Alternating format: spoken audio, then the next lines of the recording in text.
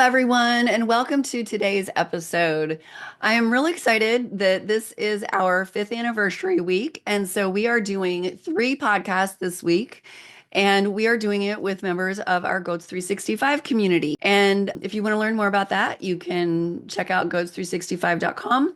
One of the reasons that I asked them to be here is in case they have questions so that we can address those during the podcast. The only thing I don't love about podcasting is that it is such a one-way conversation. And so it's hard for people to ask questions. And once the podcast is done, it's out there in the world and I can't add anything to it. And so there have been a couple of podcasts where I really, truly lost a lot of sleep afterwards because I was really not happy that we had forgot to mention some things. So hopefully with our Goats 365 members here, they'll think of questions to address things that I didn't. So it will be a more thorough episode. So today we're going to be talking about sharing milk with baby goats and when to start milking. So if you ask this question to 10 people, you're going to get 10 different answers. And most people have one single answer. And unfortunately, a lot of times the answer is something really inadequate, like 2 weeks or 3 weeks. Sometimes it's 2 months. It's really all over the board based on all sorts of different things. The reality is, it depends. So if you've known me for a while, you know the answer to almost every question. Let's just start at the very basic. Like if your doe has a single, you need to start milking her on day one. I always tell people you're the twin that wasn't born. So a good milk goat should be able to produce enough milk for twins. And if she has one kid and you don't milk her, you are going to wind up with a super chunky monkey of a kid and a doe with a very low milk supply. And you're going to be so disappointed. It's simply because it's a matter of supply and demand. Now, that's not unlimited. We're going to get to that later when we talk about what happens if she has more than one kid. But if she's only got one kid that needs milk, she's only going to make enough milk to feed one kid. She's going to have a huge udder in the very beginning, but her body's going to adjust because the body's not going to keep making milk that is not being taken out of the body. That means that with the colostrum, you need to milk her out at 6 to 12 hours. I used to say 12 hours until I learned that the body makes all of the colostrum before the kid is born. And so as the kid is taking colostrum, the body is already making mature milk. So the colostrum is starting to get diluted. So now I'm more inclined to say, well, go ahead and milk her at 6 hours. You don't necessarily have to milk her out if you don't think the kid has been nursing a ton. Usually singles are. If the kid is not nursing on both sides, you absolutely have to milk her on that other side. I don't quite understand why people are not clear on that fact, but if a kid is only nursing on one side, then you really, really need to be milking the other side. So I've always known that it's a matter of supply and demand. I used to be a board certified lactation consultant back in the 90s. And so I understood human lactation really well. And most mammals have very similar mechanisms when it comes to producing milk, letting down milk, and all that kind of stuff. And if you have a single kid and it's only nursing on one side, then the other side could wind up with a really low milk supply. Like I said, I always knew this, but this really got driven home to me 3 years ago when we had a doe that had a C-section and she had a problem with the anesthesia. She did not wake up for 4 hours. So she's on the operating table. She's knocked out. She's laying on her side and it's getting late. And I said to my husband, I'd really like to leave soon. And so we decided to milk her. Now, this is a goat unconscious laying on her side. So it was challenging at best to milk her. And so we fairly easily were able to milk the teat that was on the top. And we put a container underneath it because that was a few inches off of the table. We milked it out completely. But the other teat was on the table. Looking back on it now, I'm thinking we should have tried harder. Like we should have moved her body to the edge of the table so that the teat was hanging off the table. But at the time, I didn't realize that this was going to have an impact for her entire lactation. Hindsight is fabulous, isn't it? So we could not get a container under that bottom teat, so we didn't milk her. 24 hours later, we come back to take her home. We take her home, we milk her, and that goat's production on that second side that did not get milked for the first 24 hours, for the entire lactation, for the whole 3 years, she was in milk for almost 3 whole years. For that entire lactation, that side that did not get milk in the first 24 hours wound up producing about 50% less milk than the side that we milked right at birth. And this is like a 10-year-old goat who had a long history of producing an equal amount of milk on both sides. So she basically served as her own control. You know, when you do a study, you see what happens with this group if we do something and what happens with this group if we do something different. And so here we had a goat that basically served as her own control. We milked one side at birth, the other side did not get milked for 24 hours. And the production was so horrendously less on that side that did not get milked for 24 hours. So I cannot stress the importance of milking when you've got a single. You really have to start milking on day one. Otherwise, you are not going to see the kind of production that you would see. And so if your doe doesn't have the kind of production you were hoping for, it's not her fault, you know, it's just because there wasn't the demand there from the first day. So if you milk out the colostrum, I store it in Ziploc bags, 4 ounces. And the reason I do 4 ounces is because we have Nigerians. The very first time I ever did this, I froze it in like a cup or something. And the problem is, once you thaw it, you have to use it. And Nigerians are very small and they're only going to take 2 or 3 ounces at a time.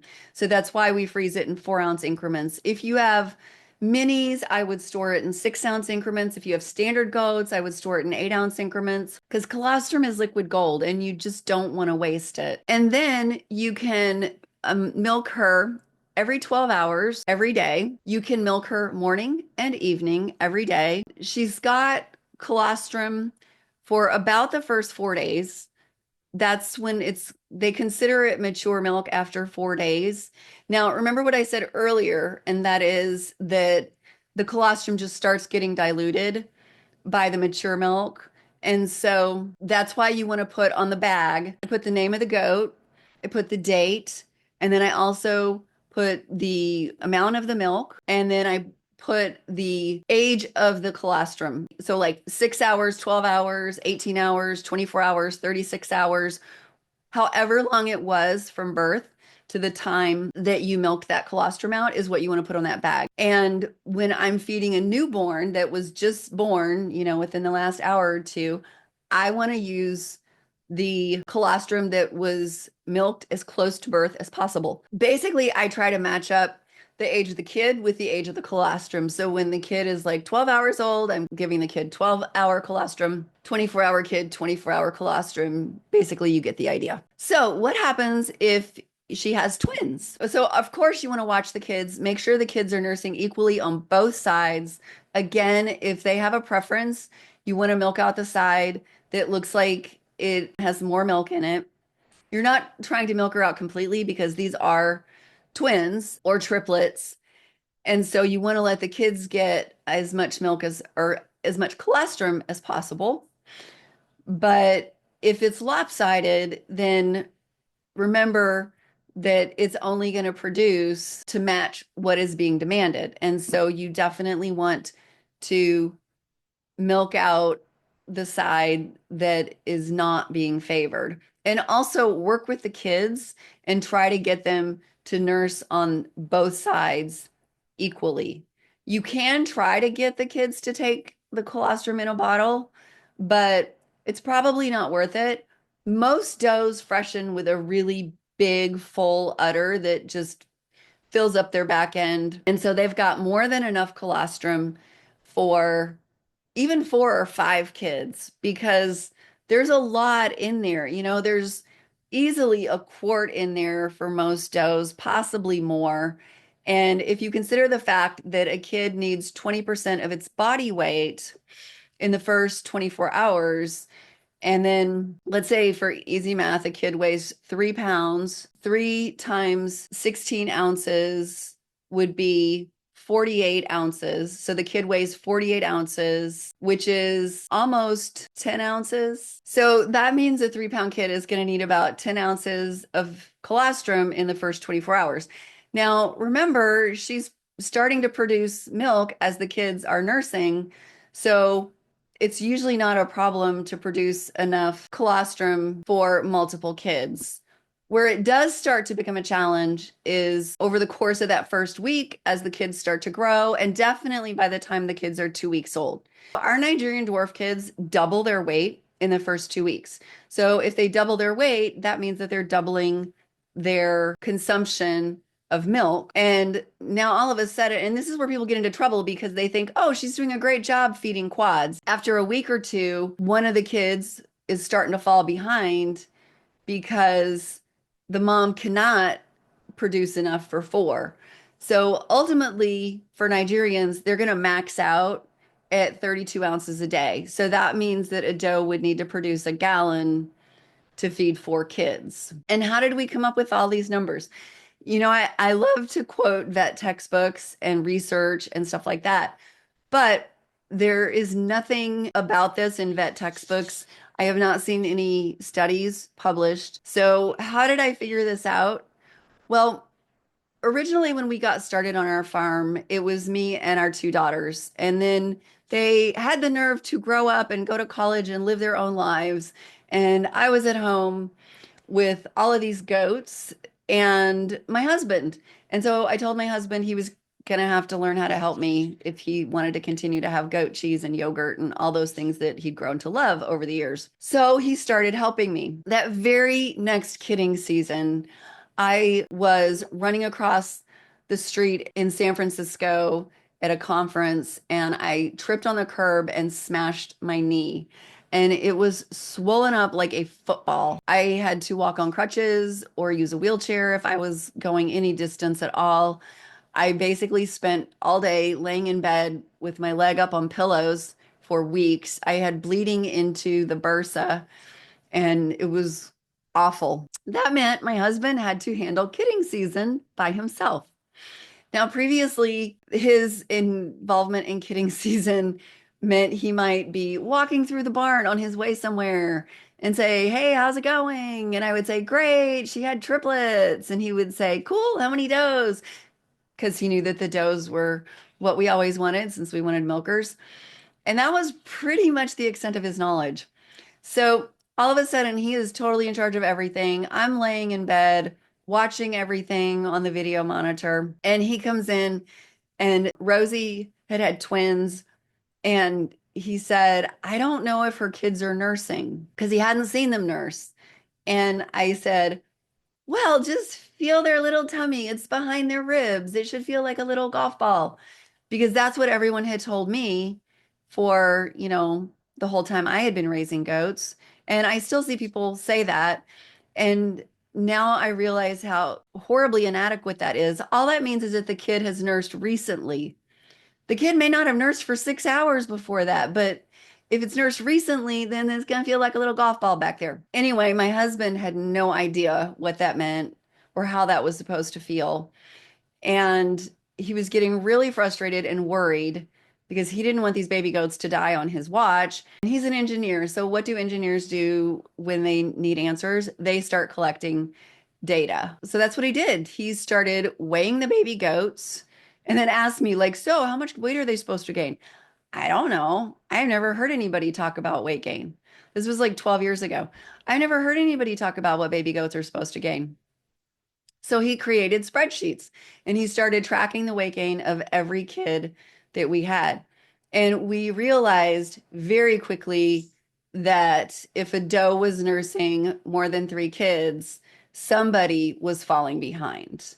That most of the kids were gaining about 4 ounces a day, unless you had a little piggy in there who might gain 5 ounces or even more. But if that happened, then one of the siblings was going to be gaining even less. So that was when we realized just feeling the tummy is not give you any kind of objective information about if the kid is getting enough milk. We also realized that those kids that gained 4 ounces a day were not getting coccidiosis. The only ones that were getting coccidiosis were the kids that were only gaining 2 ounces a day, maybe three, and they were basically falling behind. The kids that were gaining 4 ounces a day would hit 20 pounds by 8 to 10 weeks. And at that age, there really is not a big difference between the males and the females. And in Nigerian dwarfs, this is a breed that is totally defined by its size. And so everybody, all of the mature goats fall into a pretty small window. It's not like humans, because people are like, oh, well, some babies gain weight faster than others. Yes, but with human beings, my mother-in-law was 5 feet tall and half an inch. She always had to have that half inch on there, right? When I was in college, I dated a guy who was 6'4". The difference in the size of humans is astronomical. I remember that 6'4" guy, he married somebody who was 5'10", and their kids, it's like they had a basketball team, with their kids because their kids were like all very long and heavier and bigger than most kids. So people have a big variation in terms of what they gain. And that's why there's like a big difference between the top and the bottom of the growth chart with humans. But with Nigerians, we're pretty much shooting for about 20.5 inches to 22.5 inches for does and an inch bigger for bucks. So you really shouldn't have any small kids. The other thing that we discovered too is that with 5 kids, usually when our does have 5 kids, and we have had 8 sets of quintuplets, so it's kind of a lot of quintuplets, and I don't even know how many quads. Most of our multiples are still all around 3 pounds. They are all still averaging about 3 pounds. So every now and then we will have a multiple that's like 2 to 2.5 pounds. And the reality is that when those kids are given a bottle and basically get enough milk, they wind up gaining 4 ounces a day. It might take them a few days to get up to that 4 ounces if they're only 2 to 2.5 pounds because their tummy is going to be smaller than a kid that's like 3.5 or 4 pounds. But by 2 to 3 weeks, they've caught up to their bigger siblings. So we really don't even see much of a difference in the weight gain, even if kids are born a little bit smaller than their siblings. They do catch up. So let's get back to the original question, which was, how do you share milk with kids? So the answer is definitely not something as simple as 2 weeks or 2 months or whatever. The answer is it depends. So if it's a single, you're going to start milking them on day one so that mom will have a good milk supply. If she's got twins, it really depends on the doe. And you need to be weighing the kids. We weigh the kids every day for the first 2 weeks. And if they're hitting that 4 ounce mark by the time they are 2 weeks of age, then they are probably going to keep doing that. We've had one doe that had kids. She had triplets. And when the kids were like a month old, one of them started to fall behind. And I actually wound up selling that doe as a pet because that was unacceptable to me. She was like a 3-year-old, and a 3-year-old should definitely be able to feed triplets. So the fact that she couldn't produce enough to feed triplets, I didn't want to sell her to anybody as a breeding animal because I know most people aren't going to be weighing them like I am and keeping an eye on them. And then you're going to wind up, if she can't make enough to feed triplets, she's going to wind up with one of the kids falling behind, which is what happened in that case. So we sold her and her daughter as pets without papers to someone who I knew she'd bought wethers for me before. And so I knew she was never going to breed them because she's had like pet goats for like 20 years. So remember earlier I said that if you have a single, you can milk every 12 hours. So if you want to milk every 12 hours without separating the kid, you can do that. And that's generally what we do for the first week because the kid's small, it's got a small tummy. After the first week, if you just want to milk once a day, you can do that. You separate the kid overnight. So we put the kid in a wire dog crate in the pen with mom so that the kid is right there next to mom and it's not stressed by being separated.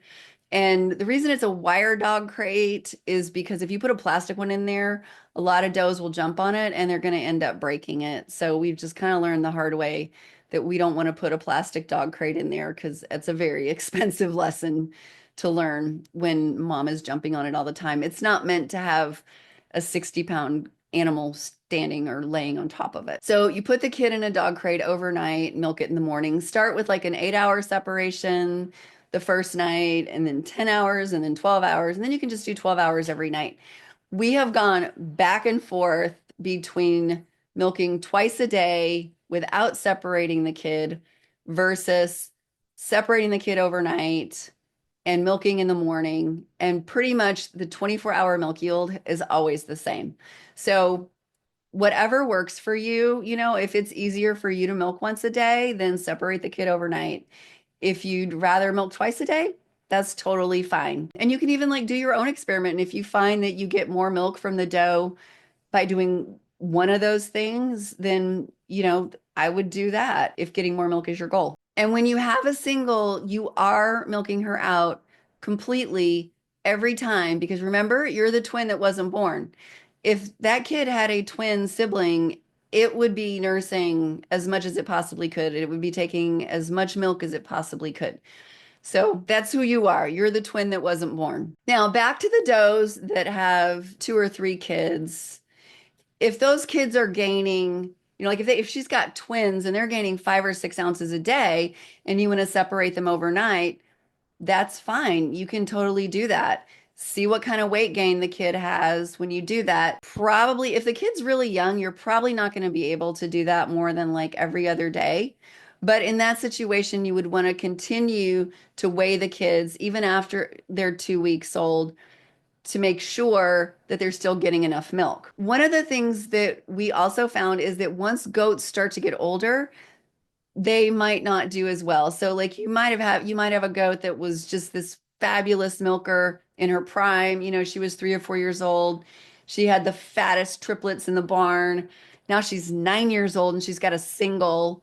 And so you think, oh, all right, I'm going to separate her every night. And you see that that kid is only gaining 4 ounces when it's with her 24 hours a day and you're not milking. And then if you do milk her, the kid only gains 2 ounces a day. Okay, that goat clearly cannot make enough milk to feed more than a single kid at that point. So that's why my answer is always, it depends. Because if you've got an older goat, then maybe she can't produce like she did when she was in her prime. So that's another thing to keep in mind. It's really all a matter of just paying attention to the kids and seeing how the kids are gaining weight. Once they're 20 pounds, then it's fair game. I can totally separate them every single night if I want to, but I don't have to if I don't want to. So we never wean wethers or does as long as they're on our farm. So if a wether isn't sold yet, he keeps nursing as long as he's here. If we're keeping a doe, on our farm as a replacement breeding doe milker, then she continues to stay with her mom and can nurse as long as she wants. The reason that we do that is because we found that if we weaned goats, which we did in the beginning, because like in the beginning, we were just copying what we saw other people doing. And you see most people weaning their kids. Back then, most people were weaning the kids at 2 months. Some people still do that, but we quit doing it because we found that when we would separate the kids, after about 3 days, the mom's milk supply would start to go down. And that seemed ridiculous to us. It's like, we got to do twice as much work now because we just took the kids away. So now we have to milk you twice a day, but you're not producing as much milk. So we're really not getting that much more milk. And now we're tied to twice a day milking. So part of the beauty of not weaning the kids is that it gives you a lot more freedom. So you only have to milk them once a day. You separate the kids overnight and milk the does in the morning, and you don't have to milk them in the evening then because they've just spent all day with their kids. And if you want to go on a cheese making binge, you can. You can separate the kids for 2 or 3 days straight. Because remember I said we don't usually see a decrease until after about 3 days. So, you could keep them separated until you start to see a reduction and then put the kids back in there. And the reason this happens is because of the hormones. So when the does are nursing kids, they release hormones that they don't release when we are milking them. So if you've ever felt like a goat was holding back, like, I know there's still milk in this udder and I can't get it out, it's because they actually did this research in Europe. I want to say Switzerland. They found that the does released oxytocin when the kids nursed, but not when people milk them. And oxytocin is responsible for the milk ejection reflex. So it's not directly related to production, but remember, it's supply and demand. So if oxytocin causes the milk ejection reflex to be stronger, that means the goat is going to release more milk. And the more milk that comes out of her body, the more her body is going to work to make more milk. So it indirectly does affect the amount of milk that the goat produces, even though it's not directly responsible for production. So Angie asked in the chat, when do they need to be bottle fed? Basically, if they're not gaining enough weight. So I know you have Nigerians, so if they're not gaining 4 ounces a day, then you either need to supplement, or sometimes it is just easier to take them off of mom entirely and bottle feed them 100%. There are some kids that I don't know if it's that they love nursing so much or they just get too confused if you are trying to give them a bottle every now and then. Or I should even say they get confused if you're trying to give them a bottle twice a day, because the bottle nipple is very different than nursing from mom. So I had some incredibly frustrating experiences in the early years when we had quads, because the first two times we had quads, I asked in the Yahoo groups, which is where everybody was back then, can a doe feed quads? And everybody was like, oh yeah, total, no problem. Of course, yeah, and that wasn't true. Like those of you who heard Coco's story a couple days ago, no, Coco was in the first set of quads we had, and she almost died when she was 2 weeks old because her mom could not produce enough milk for quads. The next year we had another doe have quads, and I foolishly went into the Yahoo groups again and asked people, and everybody was like, "Oh yeah, totally." Like, and I stupidly tried to let this doe raise quads, and unfortunately, that time, one of them actually died because we could not get enough milk into her with the bottle. And so I probably should have tried tube feeding her.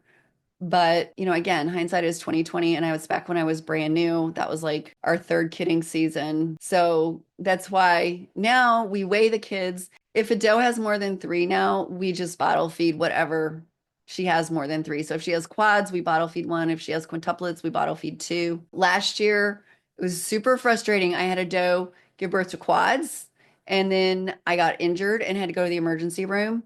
And so all four kids nursed on mom.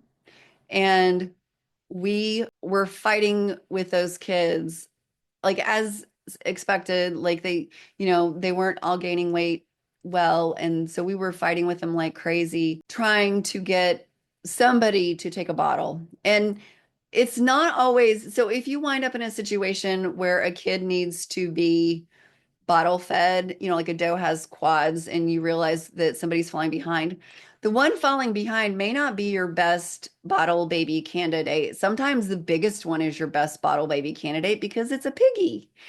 And so that's the one that like you pick up and you stick a bottle in its mouth and it just goes to town. So I don't really care who takes a bottle. If somebody needs to be switched to a bottle in a set of quads, I'm happy to give any of them a bottle so that mom just has to raise three. Marjorie asks if I could discuss hybrid dam raising.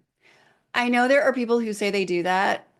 I would say go ask those people how they do it without losing their mind. Maybe I just don't have the patience for it, but no, there's no way. We actually were on milk tests for 8 years. And so this is why I say with such authority that 90% of dam raised kids will act like you are going to try to poison them if you try to give them a bottle.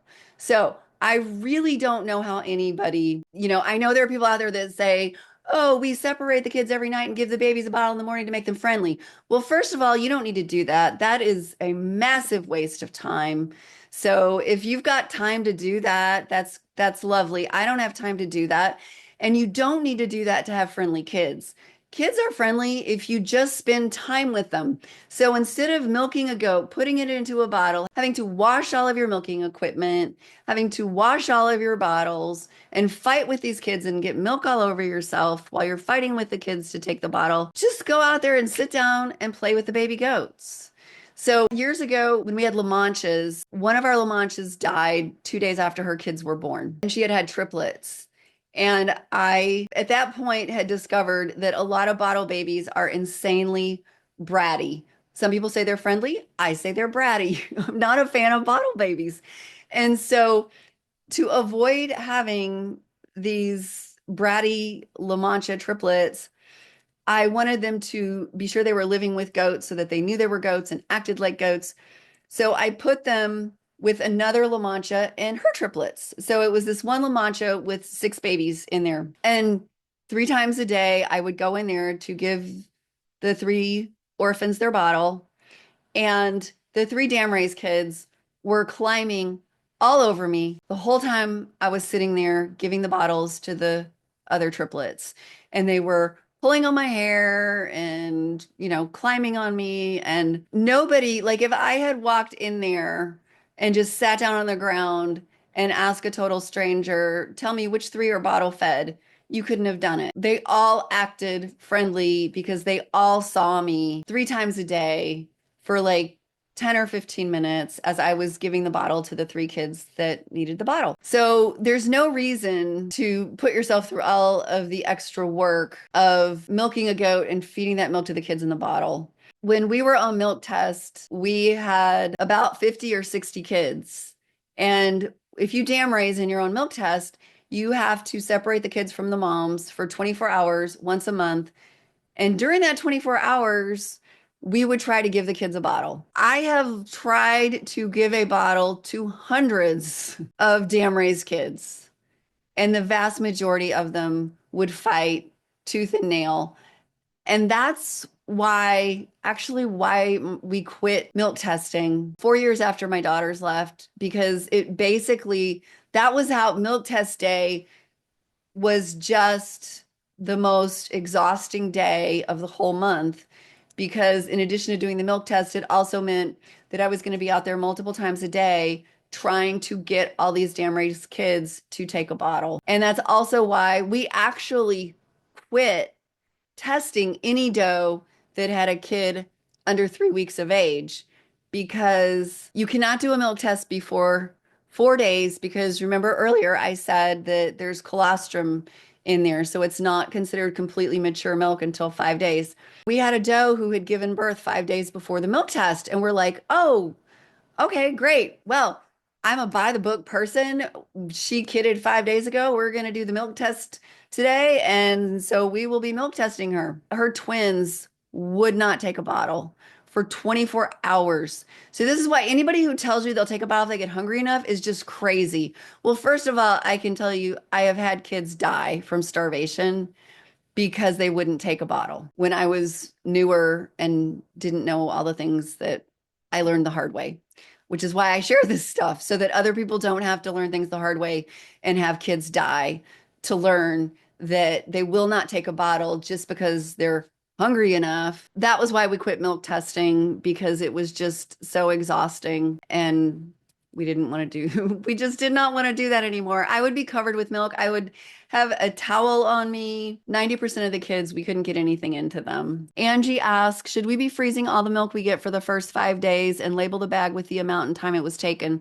I don't really save anything after 3 days. It is technically, it's not mature milk, but I just don't think there's enough colostrum in it at that point after 3 days. So what is that? Is that 72 hours? And then that's always going to be the last stuff that I use too, is the stuff that was milked out later.